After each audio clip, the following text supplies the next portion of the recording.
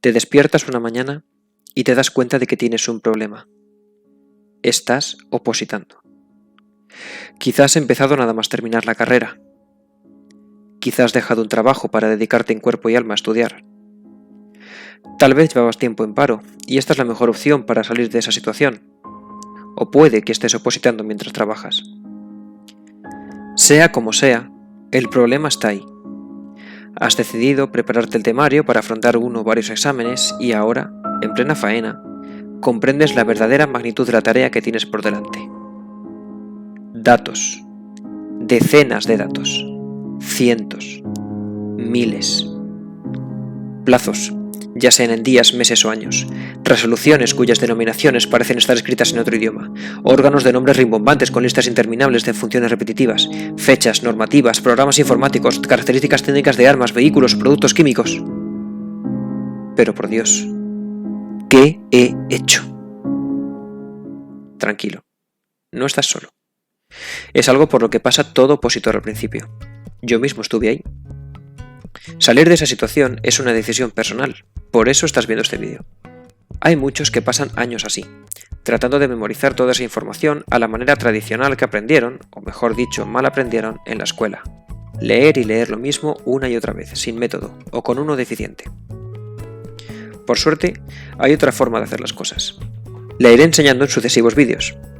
De momento, vamos a analizar este problema que supone la oposición, porque no es más que eso, un problema que hay que resolver y cuya solución de hecho es más sencilla de lo que se suele pensar.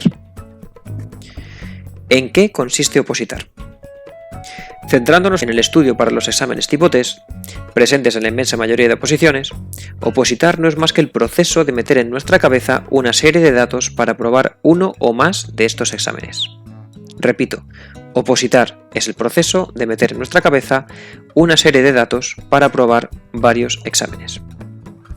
Suele definirse este periodo de introducción cerebral como memorización de un temario, pero a mí no me gusta esta expresión porque genera la imagen mental de una persona capaz de recitar dicho temario de principio a fin, y eso no es lo que necesitamos poder hacer para aprobar un tipo test.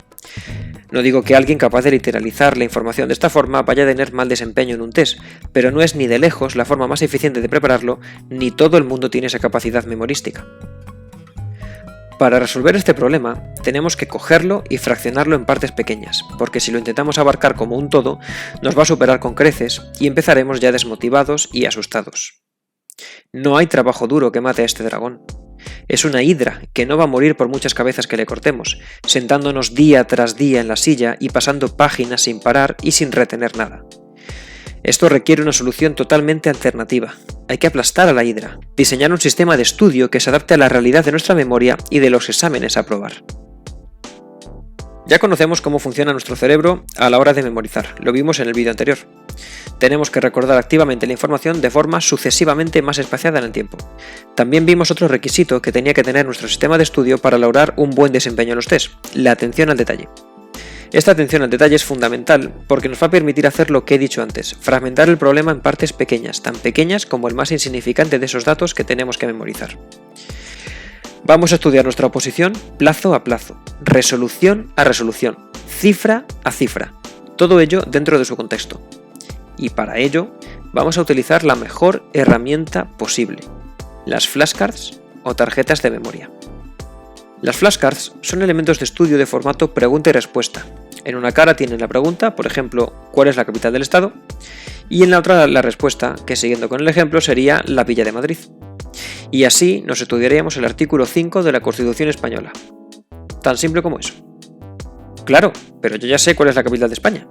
Sí, pero ¿a que no sabías cómo se refiere a ella este artículo? No. Bien, pues creemos una flashcard para aprenderlo también. ¿Cómo define la Constitución Española Madrid? Como una villa. Bueno, esta sería una flashcard bastante mala, pero creo que ya vais pillando la idea. Aquí va otra. ¿En qué artículo establece la Constitución Española la capital del Estado? En el 5. 3 tarjetas de un artículo de 9 palabras. Ese es el grado de detalle que nos permiten las flashcards. Y ese es el grado de detalle que te va a convertir en un opositor de élite. ¿Has visto las notas de corte de tu oposición en años anteriores? ¿Te fijaste en la diferencia de puntos entre los primeros y los últimos?